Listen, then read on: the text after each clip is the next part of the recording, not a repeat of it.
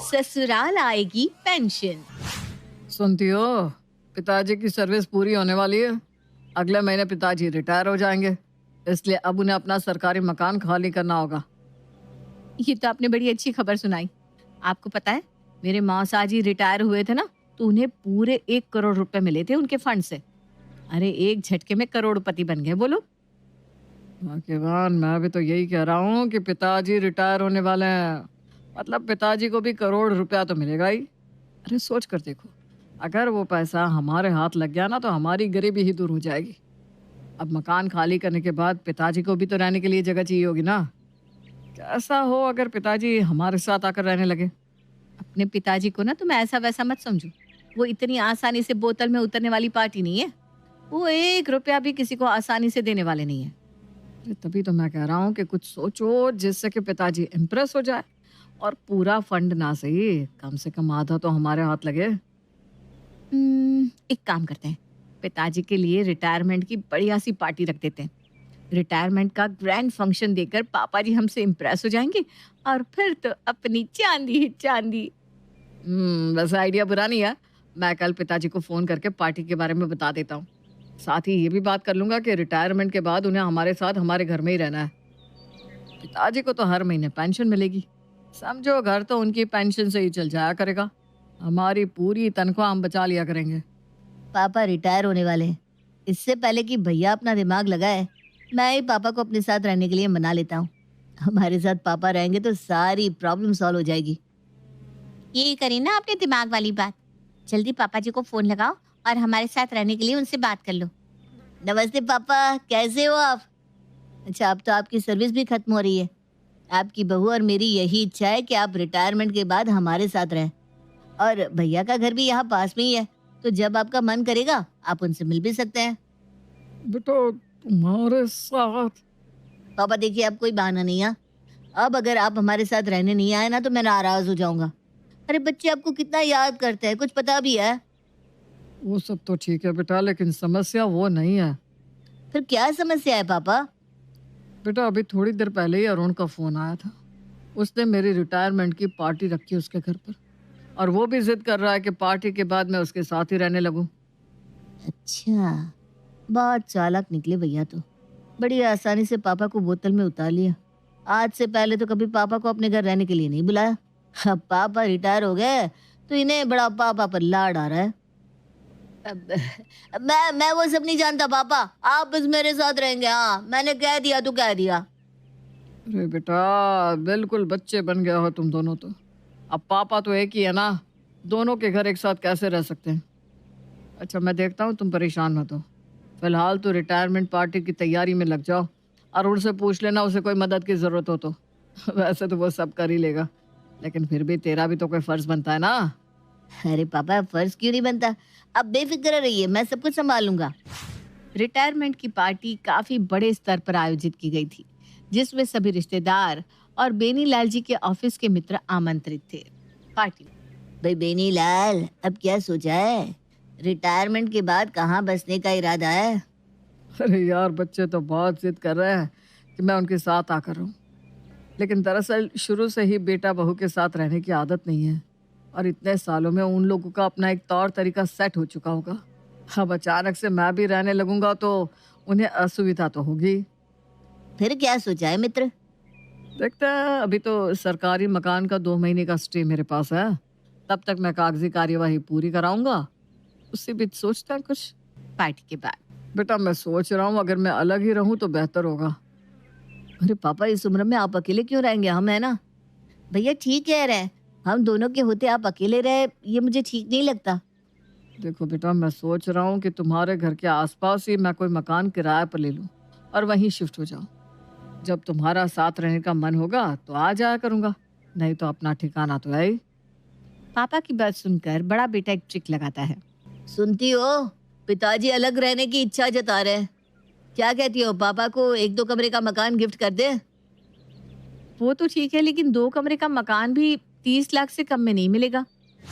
अरुण और उसकी पत्नी बातें कर रहे थे, तभी अमित का फोन आता है। भैया क्यों ना पापा के लिए 2 कमरे का मकान बनवा दिया जाए। अब इस उम्र में वो किराए का मकान लेकर रहे, ये मुझे तो ठीक नहीं लग रहा। हाँ, हम भी अभी यही बात कर रहे थे।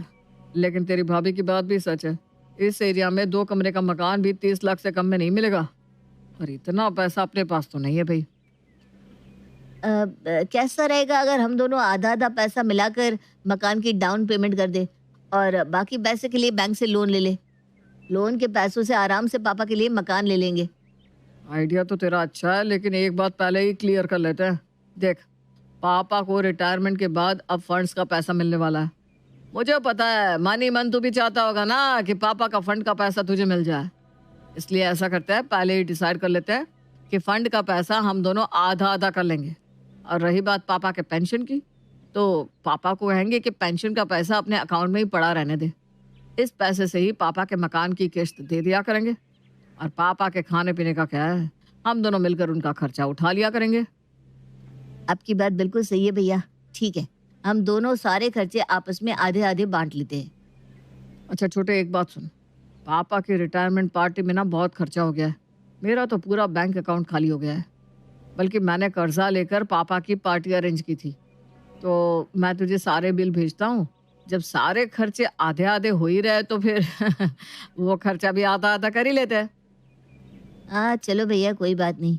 ऐसे भी लड़ाई झगड़े में तो कुछ रखा नहीं। जो भी मैटर है मिलजुल कर शांति से निपटा लेते हैं।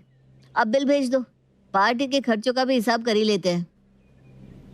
बेटा अरुण, 1 सप्ताह में मेरा फुल और फाइनल सेटलमेंट हो जाएगा। उसके बाद मैं तुम्हारे पास आ रहा हूँ। फिर मिलकर मेरे लिए किराए का कोई अच्छा सा मकान देख लेंगे। पिताजी, ये तो बहुत खुशी की बात है। आप आइए ना, आपके लिए एक सरप्राइज है। सरप्राइज? ऐसा क्या सरप्राइज है बेटा? मुझ बूढ़े के लिए क्या सरप्राइज हो सकता है? सुनती हो भाग्यवान, अगले सप्ताह रविवार को पापा अपना फाइनल सेटलमेंट लेकर हमारे यहाँ आ रहे हैं। अमित को खबर कर देना, वो लोग भी समय पर पहुंच जाए तो ठीक होगा। फिर हम दोनों मिलकर बाबूजी को वो फ्लैट गिफ्ट करेंगे और बदले में हमें मिलेगा पापा का करोड़ों रुपए का फंड। ऐसे पापा फंड का करेंगे भी तो क्या, उनके रहने की दिक्कत भी हमने हल कर ही दी है। एकदम ठीक कह रहे हैं जी। मुझे तो सोचकर ही गुदगुदी सी हो रही है कि कुछ दिनों में मैं लखपति बनने वाली हूँ। सुनिए ना, 10 साल हो गया हमारी शादी को। कब से मैं आपसे कह रही हूँ डायमंड का हार ना सही, एक अंगूठी खरीदवा दीजिए। मैं पहले ही बता दे रही हूँ, जैसे ही बाबूजी का पैसा हाथ में आएगा ना, सबसे पहले मैं अपने लिए एक डायमंड का नेकलेस बनवाऊंगी। अरे भाग्यवान, अब आ रहे हैं ना अगले सप्ताह बाबूजी, चिंता क्यों करती हो? नेकलेस के साथ साथ तुम्हें सोने के कंगन भी बनवा दूंगा। बस तुम बाबूजी की खातिरदारी करके उन्हें खुश कर देना। अगले सप्ताह। भैया, कितने बजे तक पहुंचने वाले हैं बाबूजी? अब बस थोड़ी देर में आते ही होंगे। मैं बाबूजी को लेने रेलवे स्टेशन जा रहा हूँ। अरे भैया, मैं भी चलता हूँ। देखो, हम दोनों बाबूजी को लेने के लिए रेलवे स्टेशन जा रहे हैं। आप दोनों उनके स्वागत की तैयारी करके रखना। ठीक है। थोड़ी देर बाद बाबूजी घर आते हैं। बाबूजी, आप किराए का मकान ढूंढने के लिए कह रहे थे ना, लेकिन अब आपको किराए के मकान की कोई जरूरत नहीं है। ये लीजिए, हमने अपनी ही सोसाइटी में आपके लिए एक फ्लैट खरीद लिया है। खुश रहो बेटा, मेरे बेटे इतने काबिल है, ये तो मुझे पता ही नहीं था। मैं तो बिना बात ही परेशान हो रहा था कि रिटायरमेंट के बाद क्या करूँगा, कहाँ रहूँगा, कैसे मेरा गुजारा होगा। बाबूजी, आप बिल्कुल भी चिंता मत करिए।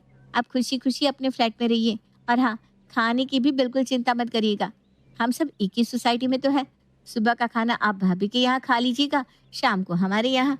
खुश रहो बेटा, मेरी तो सारी चिंता ही दूर हो गई। हाँ बाबूजी, आपकी जो भी पेंशन आएगी ना, आपको उसमें से 1 रुपया खर्च करने की जरूरत नहीं है। पूरा पैसा आप अपने अकाउंट में रखिएगा, बुरे वक्त में काम आएगा। अरे बेटा, लेकिन तुम लोगों को शायद पता नहीं है कि मुझे कोई पेंशन नहीं मिलने वाली है। सरकार ने तो बरसों पहले ही पेंशन बंद कर दी है, इसीलिए तो मैं चिंतित था। कोई बात नहीं बाबूजी, पेंशन बंद कर दी तो क्या हुआ, आपको फंड का पैसा तो मिलेगा ही ना। कौन सा फंड बेटा? इस फंड से पैसे निकाल कर ही तो तेरी और छोटे की शादी की थी मैंने। फिर उसके बाद तुम्हारे बच्चे हुए तो उन्हें 1 लाख की FD करा के दी। वो भी मैंने अपने फंड से ही निकाला था। बड़े भाई साहब की बेटी की शादी के लिए भी फंड से ही रुपए निकाल कर मैंने मदद की थी। तुम दोनों को मकान बनाने के लिए रुपए भी तो मेरे फंड से ही आए थे। जब समय समय पर फंड से पैसा निकालता रहा तो फंड में पैसा बचता कैसे? मुझे फाइनल सेटलमेंट के बाद ये 50,000 रुपए मिले हैं। अब तो बस यही है जो है। बाबूजी की बात सुनकर उन चारों के सपने चकनाचूर हो गए थे। लाखों खर्च करने के बाद भी उनके हाथ एक फूटी कौड़ी तक नहीं लग पाई थी।